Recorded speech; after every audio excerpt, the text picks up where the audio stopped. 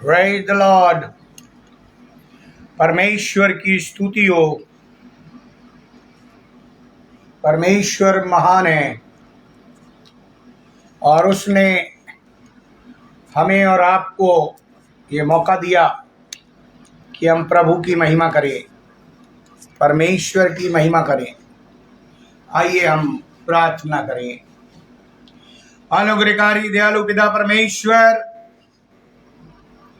आपको हृदय से धन्यवाद देते हैं प्रभु जी, इस सुंदर समय के लिए, संगति के लिए जो आपने हम सबों को दिया कि हम तेरी महिमा कर सकें, तेरा जलाल कर सकें और तेरी प्रशंसा कर सकें।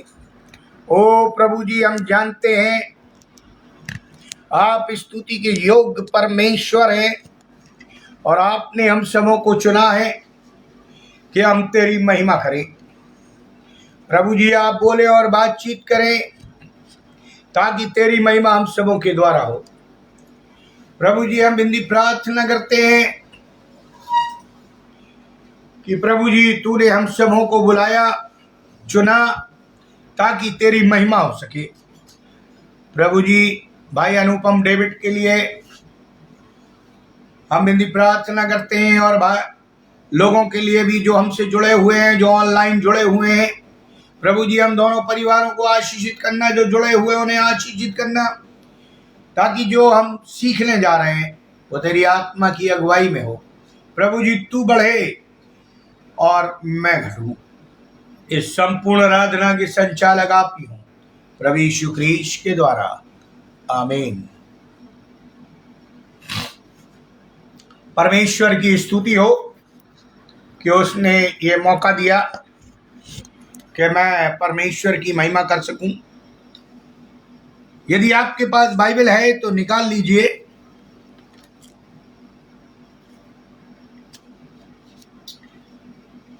उत्पत्ति की पुस्तक, उसका 22 अध्याय।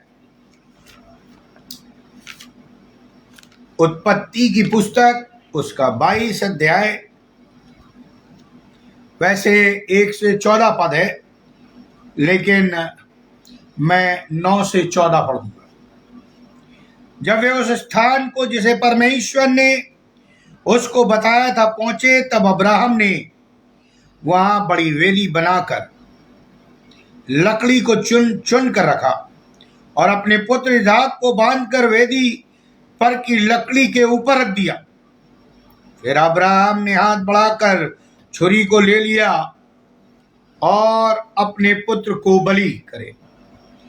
तब परमेश्वर के दूत ने स्वर्ग से उसको पुकार कर कहा, हे अब्राहम, हे अब्राहम। उसने कहा, देख मैं यहां हूं। उसने कहा, उस लड़के पर हाथ मत चढ़ा और न उससे कुछ कर, क्योंकि तूने जो मुझसे अपने पुत्र वरन अपने एक लौते को भी नहीं रख छोड़ा, इससे मैं अब जान गया हूं कि तू परमेश्वर का वह मानता है। तब अब्राहम ने आंखें खोली और क्या देखा कि उसके पीछे एक मेढ़ा अपने सींगों से एक जाली में फंसा हुआ है। अतः अब्राहम ने जाके उस मेढ़े को लिया और अपने पुत्र के स्थान पर उसे होम बलि करके चढ़ाया। अब्राहम ने उस स्थान का नाम यिरे रखा। इसके अनुसार आज तक भी कहा जाता है कि यहोवा के पहाड़ पर उपाय किया जाएगा। और इसी प्रकार हम देख लेंगे इब्रानियों की पत्री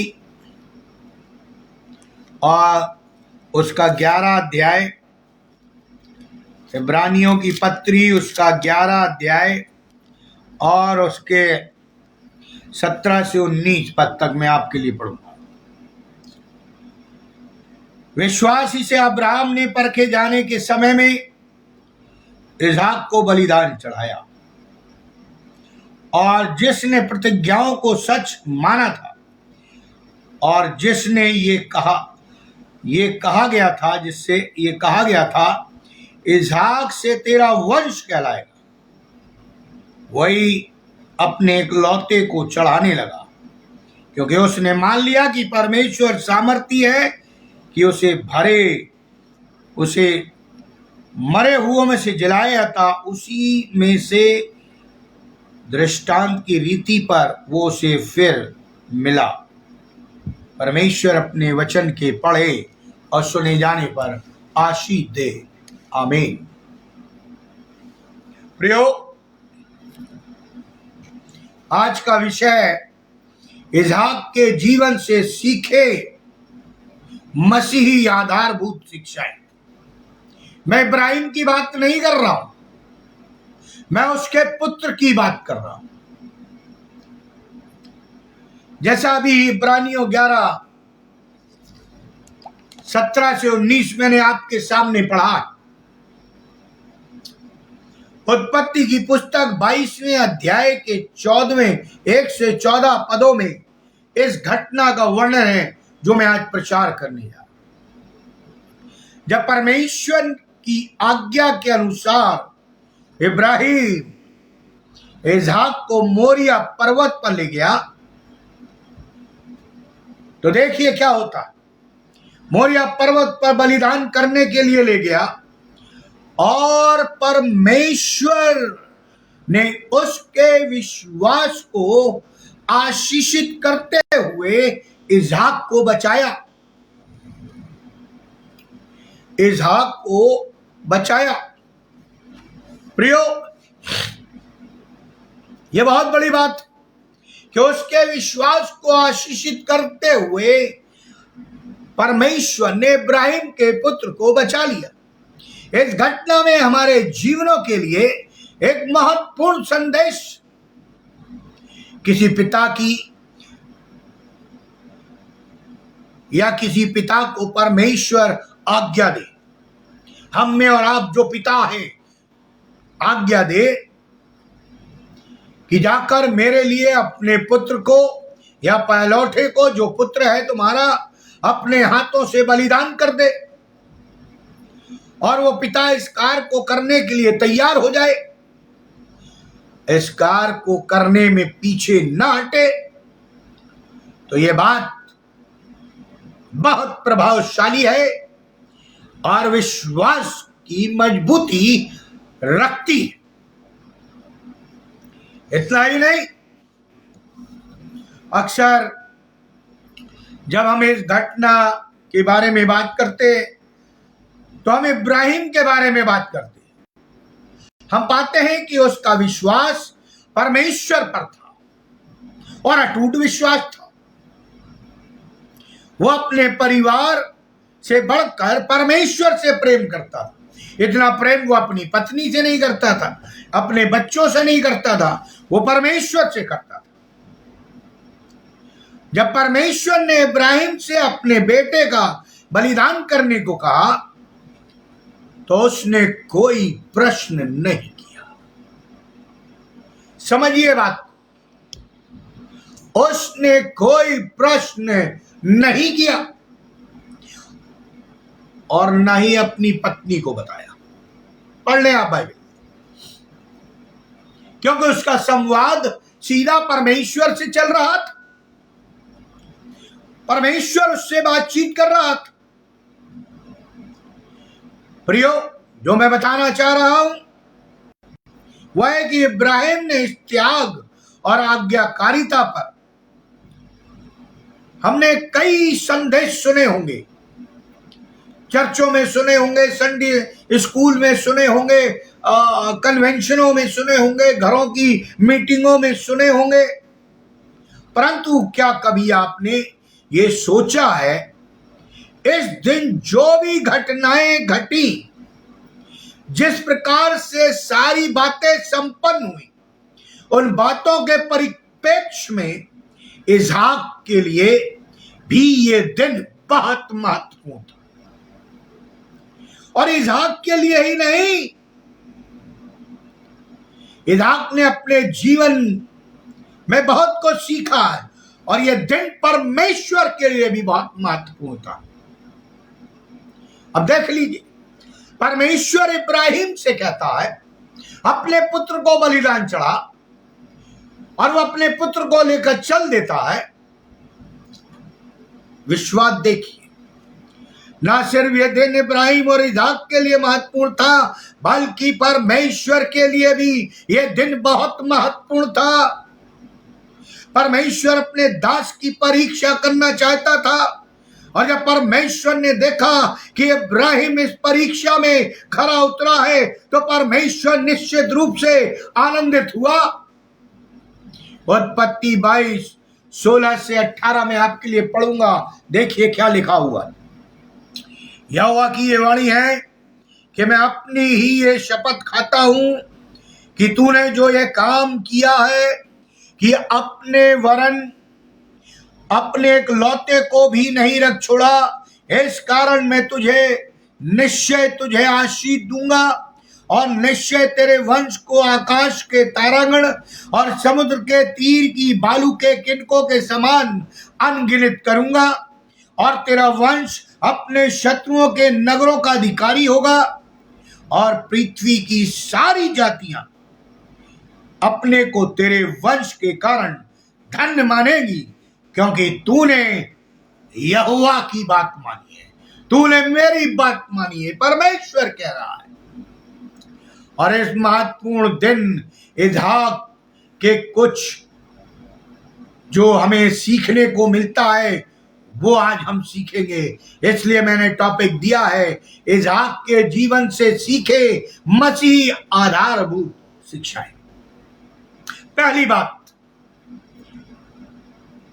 इसहाक ने सीखा कि उसके पिता के जीवन में परमेश्वर का पहला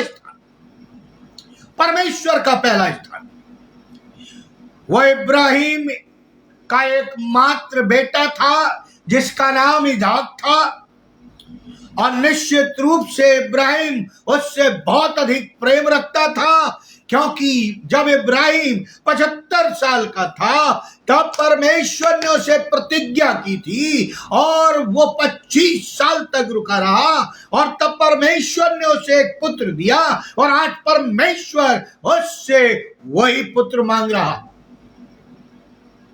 कितना प्यार करता होगा। जरा सोचे कि जब परमेश्वर हमें पुत्र और पुत्रियां देता है, जब हमारी शादियां हुई होंगी और बच्चे नहीं हो रहे होंगे तो हम रोए होंगे, गिड़गिड़ाए होंगे, परमेश्वर के सामने हमने मन्नत की होगी, परमेश्वर मुझे पुत्र और पुत्री दे, मुझे बांझ न रखना, मुझे पिता और माता बना दे। परमेश्वर ने उस आशीष को दिया। आज परमेश्वर उसी आशीष को इब्राहिम से मांग रहा है। बहुत वर्षों के इंतजार के बाद परमेश्वर ने इब्राहिम और सारा को पुत्र दिया था। इब्राहिम ने बचपन में से अपने बेटे को संभाला होगा, उसकी देख रेख की होगी, उससे प्रेम किया होगा, उसको अपने दिल से लगाया होगा, उसको सिखाया होगा, उसको बढ़ाया होगा, परमेश्वर के बारे में बताया होगा। इसहाक जानता था कि उसका पिता उससे कितना प्रेम करता है। टीकाकारों का कहना है कि उस समय इब्राहिम की उम्र 120 वर्ष थी और इसहाक की उम्र 20 वर्ष थी। सोचिए प्रियो, इस 120 की उम्र में पिता अपने जवान पुत्र से जोर जबरदस्ती नहीं कर सकता। आप अपने बच्चों से जोर जबरदस्ती नहीं कर सकते। जब वो 18 की क्रॉस हो जाते हैं, ये 20 वर्ष का था, हट्टा कट्टा जवान था,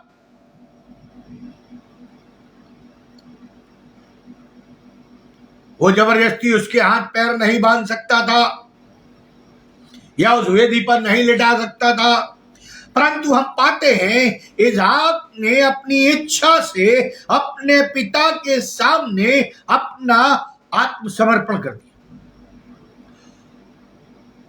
और ऐसा इस कारण हुआ क्योंकि इसहाक ने इस बात को देखा कि उसके पिता के जीवन में परमेश्वर का पहला स्थान है, और उसका पिता परमेश्वर से बहुत अधिक प्रेम रखता है। उससे कहीं ज्यादा, पुत्र से और परिवार से कहीं ज्यादा प्रेम वो अपने परमेश्वर से रखता है।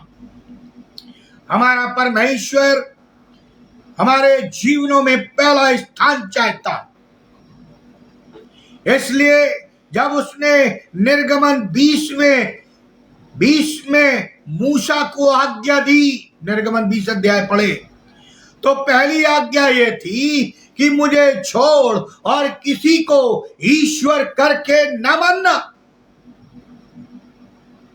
परमेश्वर हमारे जीवनों में दूसरा स्थान नहीं चाहता, वो पहला चाहता है। वो अल्फा और ओमेगा है, वो आदि और अंत, वो पहला और आखिरी है, पहला स्थान चाहता है। उसने हमारी सृष्टि की, उसने सारी सृष्टि को मेरे और आपके लिए सिरजा, उसने अपने बेटे को हमारे और आपके लिए बलिदान कर दिया, उसने सारी आशीषें हमारे जीवनों में दे दी। और इसलिए वो चाहता है कि हम जो मसीही कहलाते हैं, कलीसिया में उपस्थित होते हैं, परमेश्वर की जय जयकार करते हैं, वो चाहता हम उसे पहला स्थान दें। मत्ती 10:37 में लिखा है, पढ़ूंगा, जो अपने माता पिता को मुझसे अधिक प्रिय जानता है वो मेरे योग्य नहीं, और जो अपने बेटे या बेटी को मुझसे अधिक प्रिय जानता है वो मेरे योग्य नहीं। प्रभु यीशु मसीह यहां पर शिष्टता की शर्तों का वर्णन कर रहा है। उसके आगे कहता है कि जो अपना क्रूस मेरे पीछे न चले या लेकर मेरे पीछे न चले वो मेरे योग्य नहीं। जब डीजीएस दिनाकरण की मृत्यु हुई और उससे पहले जब वो विदेश में प्रचार कर रहे थे और उनकी बेटी की मृत्यु हुई, ऐसा उनकी जीवनी में पढ़ने को मिलता है कि वो आते जाते उठते बैठते अपनी बेटी से बहुत प्यार करते थे, और जब वो बहुत ही प्यार करते थे, और कई लोगों का मानना है कि परमेश्वर, कई बार उन्होंने अपने जीवन में परमेश्वर को पहला स्थान नहीं दिया। प्रियो, कई बार हमारे जीवन में होता है, हम परमेश्वर को पहला स्थान न देकर संसारिक बातों को, संसारिक चीजों को, बच्चों को, पत्नी पति को, रिश्तेदारों को पहला स्थान देते हैं। हम चर्च को पहला स्थान नहीं देते जहां हमारा परमेश्वर उपस्थित रहता है, जिसकी हम आराधना करते हैं, और हम दूसरे कार्यक्रमों में भाग लेते हैं, उन्हें पहला स्थान देते हैं। परमेश्वर कहता है मेरे योग्य नहीं। यही शिष्टता की शर्त है, शिष्य होने का यही एक उदाहरण है। परमेश्वर का हमारे जीवनों में पहला स्थान, हमारे परिवारों में पहला स्थान। तो इसका अर्थ है कि प्रतिदिन परमेश्वर से प्रार्थना के साथ हम अपनी दिनचर्या का प्रारंभ करें। अपनी दिनचर्या में परमेश्वर को पहला स्थान दें। सप्ताह के पहले दिन हम कलीसिया या चर्च में या आराधनालय में उपस्थित होकर उसके वचन के अनुसार उसकी आराधना स्तुति करें विदाउट फेल। परमेश्वर को यदि प्रार्थना के साथ अपनी दिनचर्या में पहला स्थान देंगे, सप्ताह में प्रभु की संगति में उसे पहला स्थान देंगे, आराधनालय में उसे पहला स्थान देंगे, मां में अपनी कमाई में से एक प्रमुख अंश यदि हम परमेश्वर को पहले देंगे, यदि हम परमेश्वर को देंगे, तो इससे यह स्पष्ट होता है कि हमारे जीवनों में परमेश्वर का पहला स्थान है। यदि हम चर्च नहीं जाते, यदि हम स्तुति आराधना नहीं करते, यदि हम उठकर प्रार्थना नहीं करते, बाइबल नहीं पढ़ते, यानी हम परमेश्वर को पहला स्थान नहीं दे रहे। हमें विचार करना है कि हमारे जीवनों में पहले स्थान पर क्या है। क्या पैसा है, क्या पद है, या कोई संबंध है, या कोई वस्तु है? कौन सी ऐसी बात है जो हमें परमेश्वर से दूर किए हुए है? प्रभु यीशु मसीह कहते हैं, जो मुझसे अधिक किसी बात को, किसी वस्तु को, किसी भी संबंध को प्राथमिकता देता है वो मेरे योग्य नहीं है। उस दिन ने सीखा कि उसके पिता के जीवन में पहला स्थान जो है, जो पहला प्रेम है, जो पहली बात है, वो परमेश्वर के प्रति आज्ञाकारिता और समर्पण है। उसने सीखा कि उसके पिता के जीवन में परमेश्वर का पहला स्थान है। दूसरी बात जो मैं कहना चाहता हूं, इसहाक ने सीखा कि उसके पिता का जीवन कपट रहित है। लिखा ना है, तुम कपटियों के समान प्रार्थना न करो, तुम कपटियों के समान उपवास न रखो, तुम कपटियों के समान दान न दो। उस दिन इसहाक ने अपने पिता से सीखा कि उसके पिता का जीवन कपट रहित। उसके पिता के जीवन में कोई दोहरापन नहीं है, कोई दुचित्तापन नहीं है। आज हमारे परिवारों में और मसीह जगत में बहुत सी समस्याएं। मैं कई कलीसियाओं में यात्रा करता हूं और पासवानों से चर्चा करता हूं तो वो कहते हैं कि हमारी युवा पीढ़ी टेलीविजन, मोबाइल, साहित्य और दूसरी तरफ आकर्षित हो रही।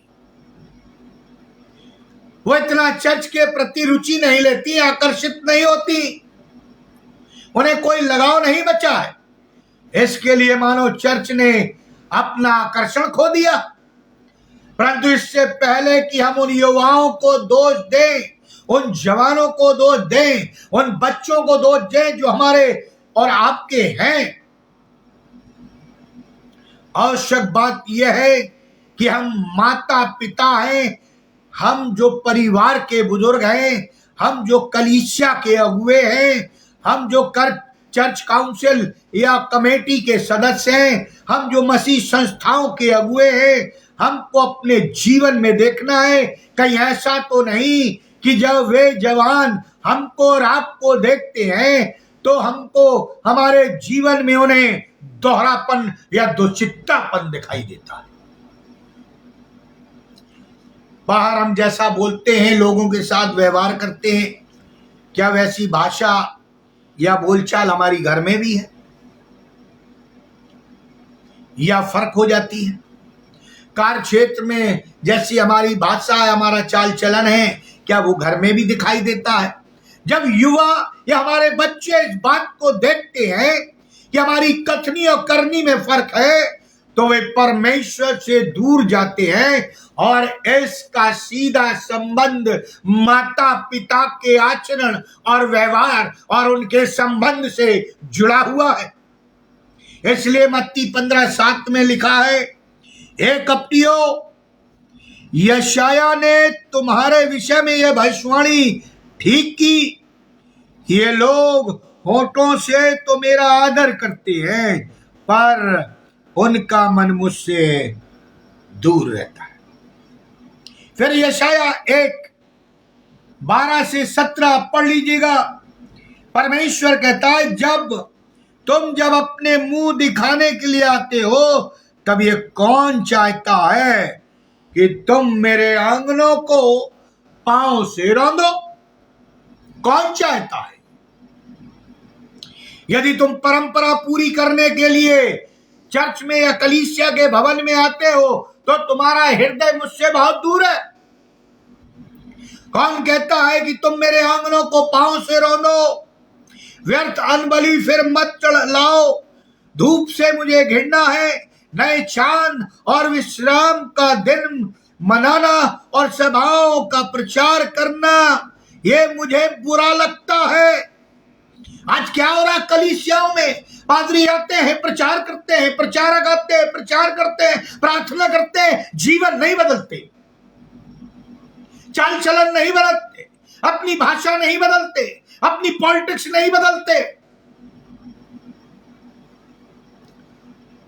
प्रियो, आगे लिखता है,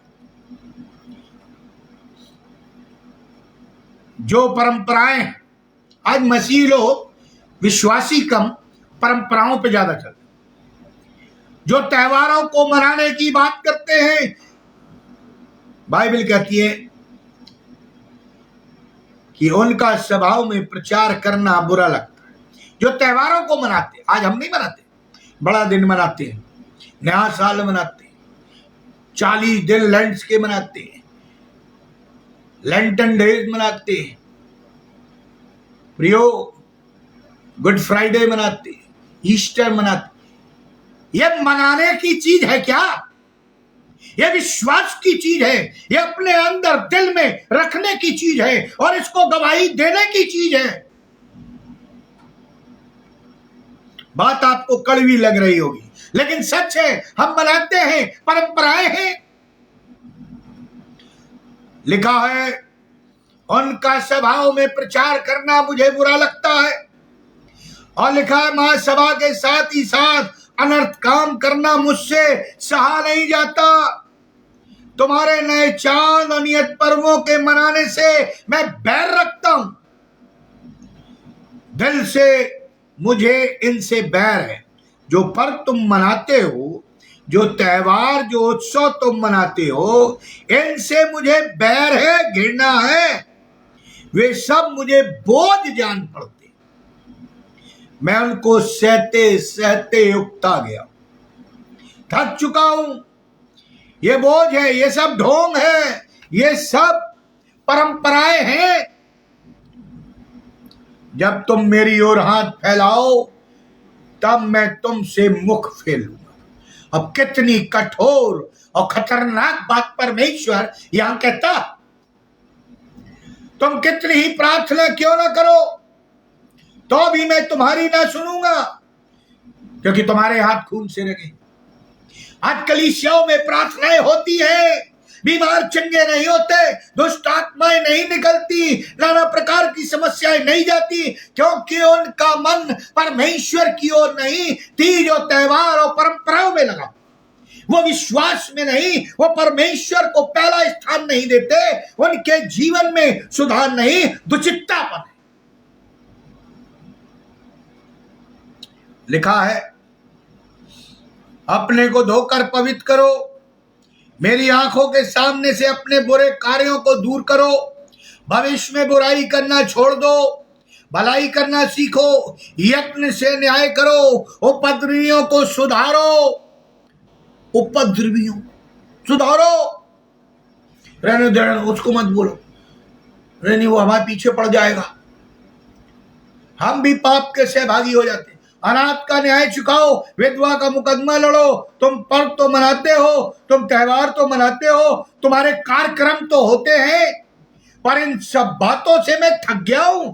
ये मैं नहीं कर रहा, ये परमेश्वर का वचन कह रहा है, परमेश्वर स्वयं कह रहा है।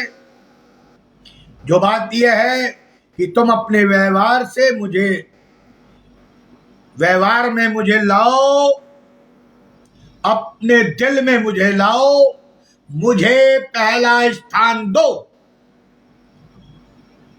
हमको अपने जीवन का मूल्यांकन करना है कि हम कैसे माता पिता हैं, हम कैसा आदर्श अपने बच्चों के सामने रखते हैं। कई माता पिता बच्चों के सामने रखते हैं, कई माता पिता मारपीट करने लगते, कई गाली गलौज करने लगते। क्या हम उनके लिए आशीष का कारण है? क्या हमारे बच्चे ये कह सकते हैं कि हम अपने माता पिता के समान बनेंगे?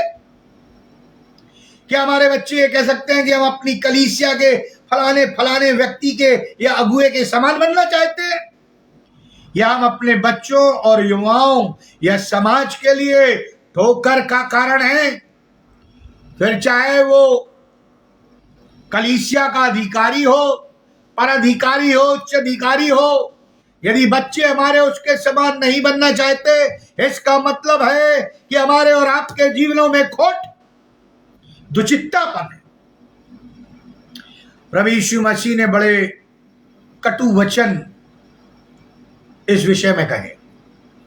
वे कहते हैं, पढ़ देता हूं मैं, मत्ती 18:6 और 7।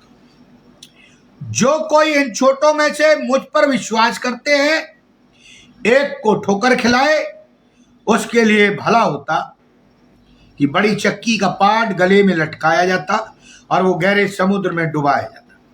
ठोकरों के कारण संसार पर हाय, ठोकरों का लगना आवश्यक है, पर हाय उस मनुष्य पर जिसके द्वारा ठोकर लगती है।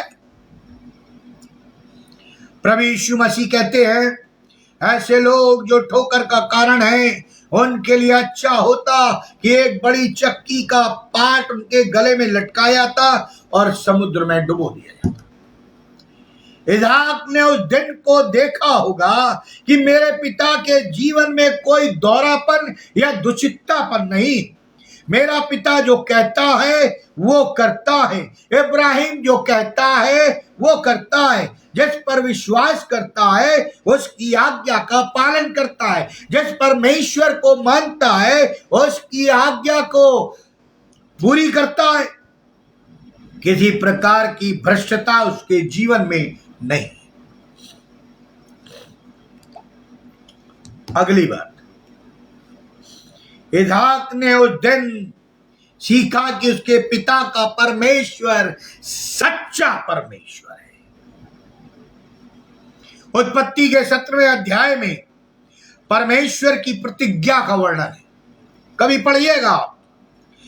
इस कारण निश्चय मैं तुझे आशीष दूंगा और निश्चय तेरे वंश को आकाश के तारेगण और समुद्र के तीर की बालू के किनकों के समान अनगिनत करूंगा और तेरा वंश अपने शत्रुओं के नगरों का अधिकारी होगा और पृथ्वी की सारी जातियां अपने को तेरे वंश के कारण धन्य मानेंगी, क्योंकि तूने मेरी बात मानी।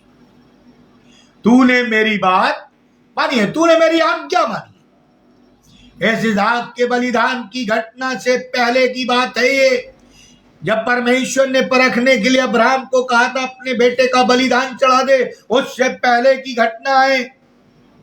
और परमेश्वर इसहाक के संबंध में दो बातें कहता है। पहली बात यह कि इसहाक के विषय में इब्राहिम के साथ वाचा बांधता है। एक जीवित परमेश्वर जो स्वर्ग में विराजमान है वो इसहाक के साथ वाचा बांधता है। इब्राहिम से कहता मैं इस तेरे वंश को बालू के समुद्र के किनकों के समान बढ़ाऊंगा। और दूसरी बात स्पष्ट है कि इसहाक का वंश होगा। परंतु अब इब्राहिम के मन में यह प्रश्न आ रहा होगा या उठ रहा होगा कि परमेश्वर ने कहा था कि इसको बलिदान चढ़ा दे, जबकि परमेश्वर ने प्रतिज्ञा की थी मुझसे कि मैं इसहाक के वंश को आशीषित करूंगा, बालू के किनकों के समान बढ़ाऊंगा। लेकिन अब ये मेरे पुत्र का बलिदान मांगता है। लेकिन इब्राहिम सोचने के बाद भी उसने परमेश्वर ने जो कहा वो उसने किया। इसहाक को इब्राहिम ने ये बात अवश्य बताई होगी, बहुत ध्यान से सुनिएगा, कि तू परमेश्वर की प्रतिज्ञा से उत्पन्न हुआ बेटा, तुझे मांगा है, तू ऐसा बेटा है जिसके विषय में परमेश्वर ने कहा कि मैं तेरे वंश को समुद्र के बालू के किनकों के नहीं बढ़ाऊंगा। इसके बाद हम पाते हैं कि मोरिया पर्वत की ओर यात्रा के दौरान इब्राहिम से इसहाक पूछता है, अपने पिता से पूछता है। क्या पूछता है? देखिए, पूछता है मेरे पिता, आग तो है, लकड़ी तो है, होम बलि के लिए भेड़ कहाँ है? और इब्राहिम अपने बेटे को उत्तर देता है, हे मेरे पुत्र, परमेश्वर होम बलि की भेड़ का उपाय आप ही करेगा। इसके बाद इसहाक ने देखा होगा कि किस प्रकार से उसके पिता ने मोरिया पर्वत पर चढ़कर वेदी बनाई। सुनिए ध्यान से, वेदी बनाई। किस प्रकार से उसके पिता ने उस पर चुन चुन के लकड़ियां सजा दी।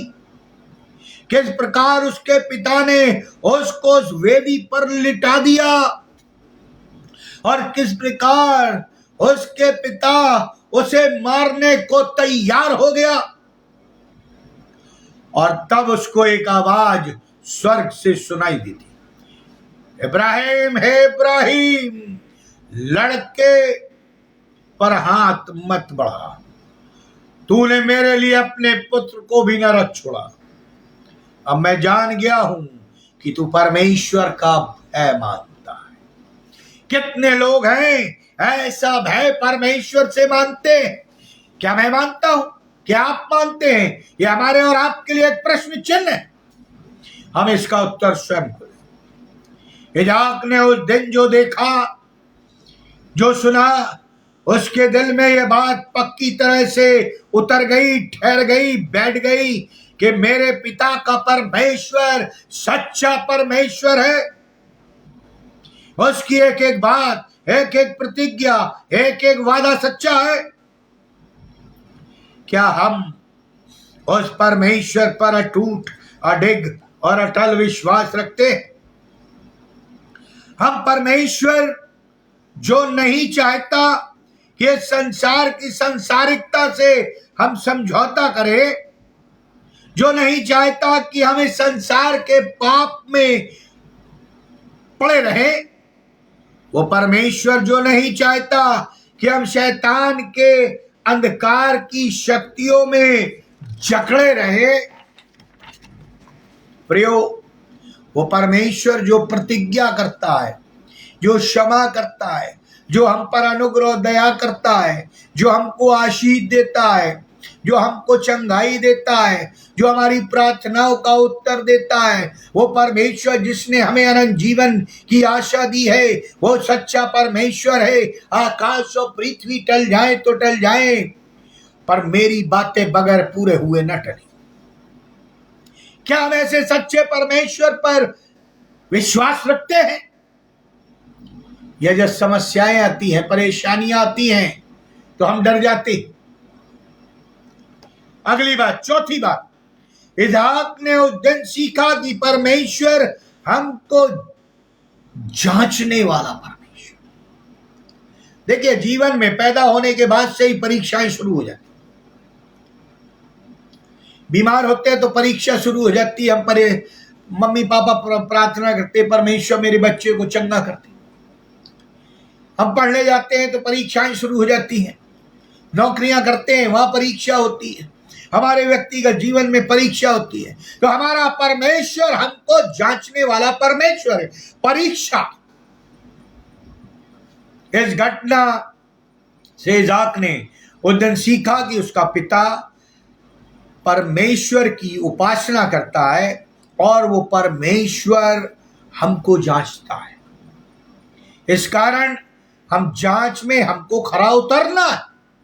शायद यही कारण है उसने अपने पिता से बहस नहीं की, कोई प्रश्न नहीं किया, क्योंकि वो अपने पिता को परमेश्वर के सामने खरा ठहराना चाहते। आज कितने बच्चे हैं जो अपने माता पिता को खरा ठहराना चाहते? आज कितने माता पिता हैं जो अपने बच्चों को खरा ठहराना चाहते?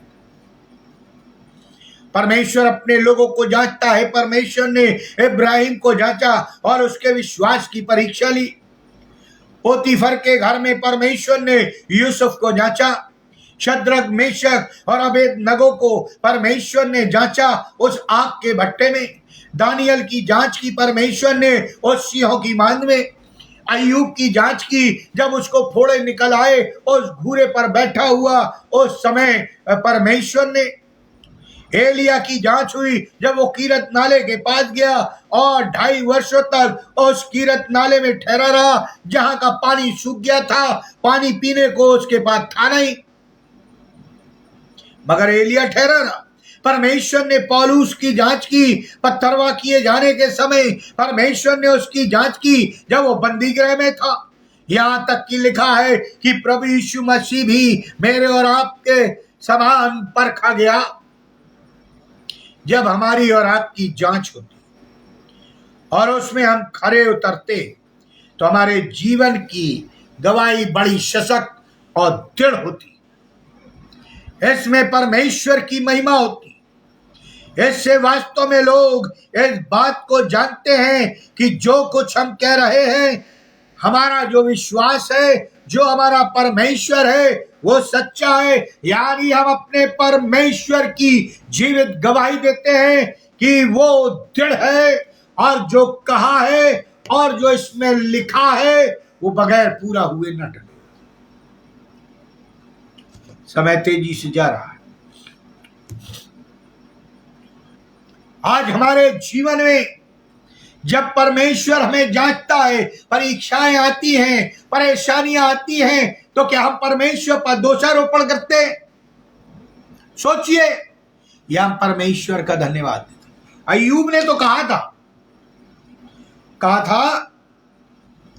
जो परमेश्वर मुझे सुख दे सकता है, क्या मैं उसके हाथ से दुख न लूं?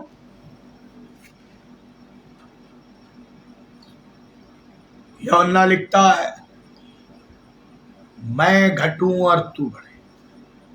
अगली और आखिरी बात मैं कहना चाहता हूं, इदाक ने उस दिन सीखा कि जो हमें मिलता है वो नहीं, परंतु जो कुछ हम देते हैं वो हमारी गवाही बन जाता है। फिर सुनिए इस बात को मसीह लोग, जो कुछ हमें मिलता है परमेश्वर से वो हमारी गवाही नहीं है, बल्कि जो कुछ हम परमेश्वर को देते हैं वो गवाही बन जाता है। जो हमें प्राप्त होता है वो नहीं, परंतु जो कुछ हम देते हैं वो हमारी गवाही बन जाता है, ऐसा बाइबल कहती है। उसके पिता ने इतना त्याग किया कि अपने बेटे की मृत्यु के परीक्षण की सीमा तक वो विश्वास योग्य रहा। अपने बेटे को देने के लिए भी वो तैयार था, और इसलिए वो विश्वासियों का पिता इब्राहिम कहलाया। परमेश्वर ने जगत से ऐसा प्रेम किया कि उसने अपना एक लौता पुत्र दे दिया, ताकि जो कोई उस पर विश्वास करे वो नाश ना हो, परंतु अनंत जीवन पाए।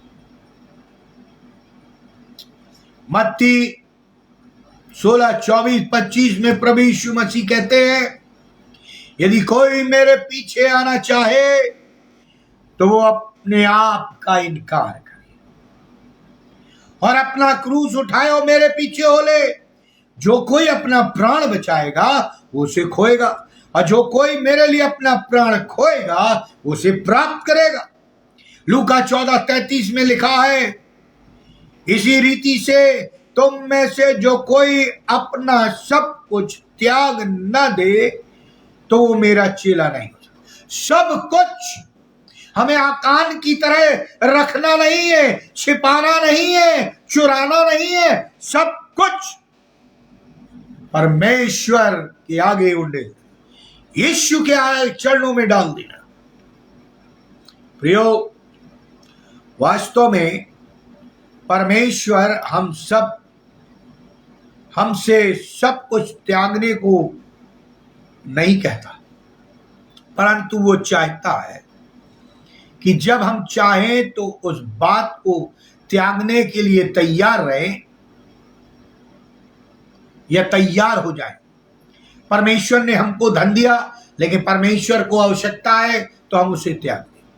संपत्ति दी, घर दिया, कई स्रोत दिए, यदि उसे परमेश्वर की आवश्यकता है तो हम उसे त्याग दें। पद दिए, प्रतिष्ठा दी, मिनिस्ट्री दी, जॉब दिए, यदि परमेश्वर चाहता है कि हम उसकी महिमा के लिए उसे त्याग दें तो हम तत्पर रहे। आज कई कलीसियाओं में पद छोड़ने को तैयार नहीं।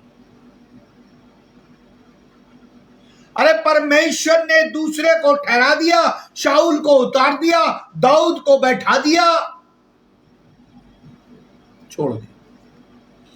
एली का उदाहरण समझे। शामुएल 3 बार एली के पास, एली जानता था परमेश्वर ने उसे छोड़ दिया क्योंकि उसके बच्चे लुच्चे थे, लिखा है बाइबल। और तब प्रभु के दास ने कहा, कहना है तेरा दास सुनता है, और परमेश्वर ने उससे बात की। एली बहुत अग्रेसिव हो गया जानने के लिए कि परमेश्वर ने क्या बात की। वो बालक छोटा था सामुएल, उसने सब बता दिया। प्रियो, क्या हम परमेश्वर के लिए उन सब को छोड़ने को तैयार हैं? अपने हृदय से क्या हम उसके लिए तैयार हैं? अगर आज हमको सब कुछ छोड़ना पड़े तो हम उसके लिए छोड़ सकते हैं। या नहीं, जो कुछ हम लेते हैं वो नहीं, परंतु जो कुछ हम यहोवा को या त्रिएक ईश्वर को यीशु के चरणों में डालते हैं वो हमारे लिए गवाही बन जाता है, दूसरों के लिए गवाही बन जाता है। परमेश्वर के राज्य में जय जयकार होती है। उसी गवाही से लोग प्रभु यीशु मसीह के त्याग और उसके बलिदान को जानते हैं। आज हमारे जीवन से प्रभु यीशु मसीह का त्याग और बलिदान दिखाई नहीं पड़ता। प्रियो,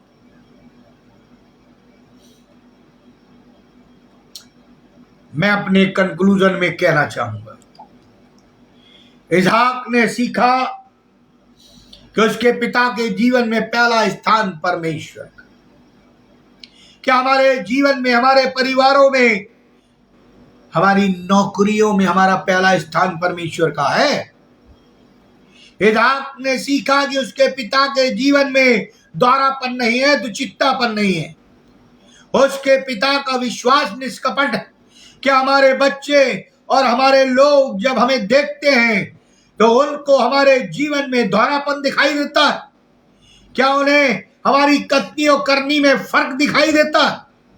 इसहाक ने सीखा कि उसके पिता का परमेश्वर सच्चा परमेश्वर वही मेरा और आपका भी परमेश्वर है, जो इसहाक, याकूब और इब्राहिम का था और है और रहेगा। वो मुझसे और आपसे प्रतिज्ञाएं करता है, अपने पास बुलाता है, क्षमा देता है, अनंत जीवन की आशा देता है। क्या हम उस सच्चे परमेश्वर पर विश्वास करते? इसहाक ने सीखा कि परमेश्वर जांचने वाला परमेश्वर है। सब कुछ सामान्य है। हो सकता है कि हमारा मसीही जीवन पर बाहर से बड़ा अच्छा दिखाई देता है, परंतु जब हमारी नींव की परख होती है, जब तूफान आते हैं, जब समस्याओं से हमें गुजरना पड़ता है, जब तनाव से हम गुजरते हैं, जब मृत्यु की छाया से गुजरते हैं, जब बीमारियों से गुजरते हैं, जब आर्थिक तंगियों से गुजरते हैं, जब नाना प्रकार की समस्याओं से गुजरते हैं, जब हमारी जांच होती है, तब क्या हम परमेश्वर के सामने खरे और सच्चे हैं? इसहाक ने सीखा कि जो मिलता है वो प्रमुख नहीं है, परंतु जो हम परमेश्वर को देते हैं वो परमेश्वर के लिए हमारी गवाही बन जाता है। इसहाक अपने पिता के प्रति, इब्राहिम अपने स्वर्गीय पिता के प्रति विश्वास योग्य रहा, परंतु जब परमेश्वर ने हमारे लिए उद्धार की योजना बनाई, ये परमेश्वर इब्राहिम से भी आगे निकल गया, बहुत आगे चला गया। इब्राहिम ने तो छुरी को उठा लिया था और उसको मारने ही वाला था कि इब्राहिम को परमेश्वर ने रोक दिया, परंतु हमारे परमेश्वर ने प्रभु यीशु मसीह को मेरे और आपके लिए बलिदान कर दिया। अपने हाथ को रोका नहीं, क्रूस पर उस प्रभु यीशु मसीह ने मेरा और आपके लिए पीड़ा को सहा, मृत्यु को सहा, मृत्यु का बपतिस्मा लिया, वो नरक को देख कर आया और मृत्यु के बंधनों को तोड़कर वो जीवित हो गया कि मैं और आप उसके साथ अनंत जीवन में रहें। यह उसकी प्रतिज्ञा है। इब्राहिम से कहीं अधिक परमेश्वर ने मेरे और आपके लिए किया कि अपने इकलौते पुत्र को भी नहीं रख छोड़ा। क्या उस प्रभु यीशु मसीह के बलिदान के योग्य हमारा जीवन है? क्या हम प्रभु यीशु मसीह के बलिदान के योग्य हमारी कलीसिया है? इन बातों पर हमें विचार करना है। हम जो माता पिता हैं, हम जो कलीसिया के अगुए हैं, हम जो कलीसिया के सदस्य हैं, हम जो मसीह संस्थाओं में लगे हुए हैं, हमारे जीवनों को देखकर ही युवा और युवती अपने जीवन की दिशा निर्धारित करेंगे। काश हमारे जीवनों में प्रभु यीशु मसीह की शोभा और प्रेम दिखाई देता। प्रियो, ये इतना सरल नहीं है, यह इतना सरल नहीं है, कठिन है, कठिन है। एक घटना मुझे याद है, वर्ष 1997 की, कि स्टीव फासट नामक एक व्यक्ति ने हॉट एयर बैलून से यात्रा प्रारंभ की। हॉट एयर बैलून में हीलियम गैस भरी जाती है, यह आप जानते होंगे, और नीचे से उसमें आग लगाई जाती है। स्टीव फासट एक वर्ल्ड रिकॉर्ड बनाना चाहता। अपनी यात्रा को उसने 13 जनवरी 1997 को पूरा किया। उस हॉट एयर बैलून को 2450 फीट की ऊंचाई तक ले गया और उसने अटलांटिका महासागर को बिना रुके पार कर लिया। और उसने इस दौरान 10,360 मील की यात्रा पूरी की और यह एक रिकॉर्ड था। इस यात्रा में उसे 6 दिन 2 घंटे और 44 मिनट का समय लगा। अपनी यात्रा के दौरान अटलांटिक महासागर पार करने के बाद उसके बैलून में हीलियम की कमी होने लगी और उसका बैलून लीबिया के देश के दक्षिणी भाग में उतरने लगा, लेकिन स्टीव का नियंत्रण उस पर से खत्म हो चुका था। जब वो हॉट एयर बैलून नीचे आता है तो हवा के प्रभाव से किसी भी दिशा में चला जाता है। लीबिया की सरकार ने कहा कि इस अमेरिकी व्यक्ति को हम अपने देश में उतरने की इजाजत नहीं देंगे और अधिकारियों ने कहा यदि वो 1000 फीट से नीचे की ऊंचाई तक उतर आता है तो हम उसे गोली मार देंगे। किसी प्रकार हेलीकॉप्टर से उस तक हीलियम गैस पहुंचाई गई और उस गुब्बारे को भरा गया। अंततः वो गुब्बारा भारत पहुंचा। जब स्टीव ने यात्रा पूरी कर ली तो पत्रकारों ने उससे पूछा कि तुमने अपनी इस लंबी यात्रा के अनुभव में क्या सीखा।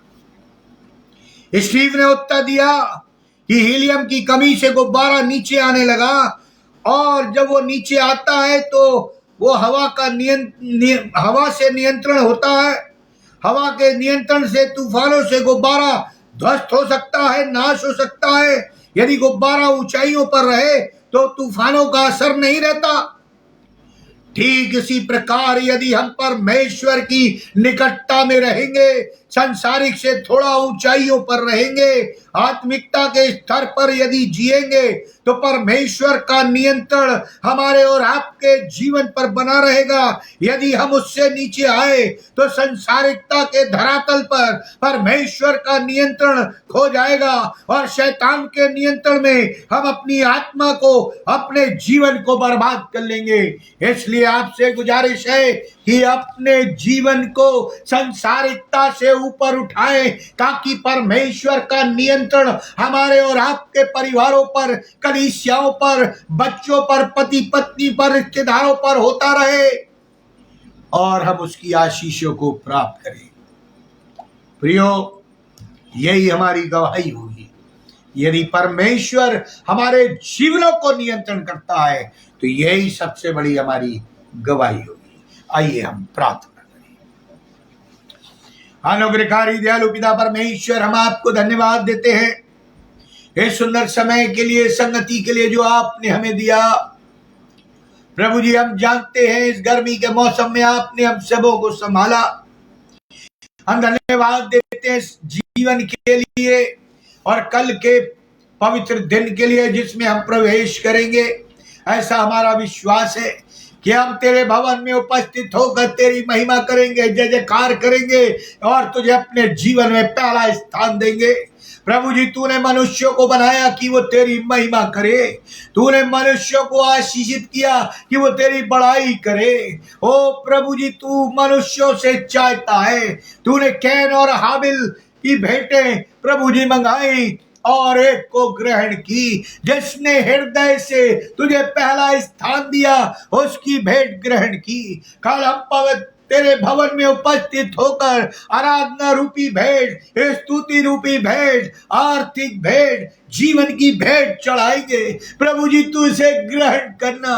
ओ प्रभु जी तू हमारे दिलों में आ जाना, हमारे हृदयों में उतर जाना, ताकि तेरी आत्मा हमारे में वो डेरा करे और हमारे जीवनों का नियंत्रण तेरे हाथ में रहे।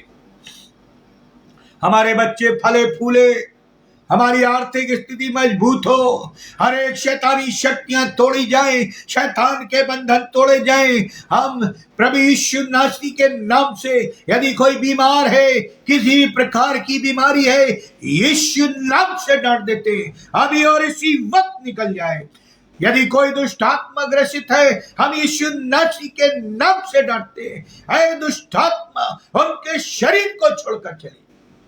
यदि कोई प्रभु जी आर्थिक स्थिति से तंग है, प्रभु जी आप उन पर अपनी करुणा बरसाएं। ओ प्रभु जी आप ने कहा मांगो, विश्वास से मांगो तो तुम्हारा पिता तुम्हारे लिए कर देगा। उनकी आर्थिक स्थिति को मजबूत करें, उनके विश्वास को मजबूत करें। प्रभु जी भाई अनुपम डेविड और हमारे परिवार के साथ हो, जो तेरी सेवकाई में लगे हैं, ऑनलाइन सर्विस पे लगे हैं, जितने भी जुड़ते उन्हें आशीषित करना, उनकी मनोकामनाओं को पूरा करना, ताकि वो अपने जीवन में तुझे पहला स्थान दे और वो तेरे लिए गवाही बन जाए।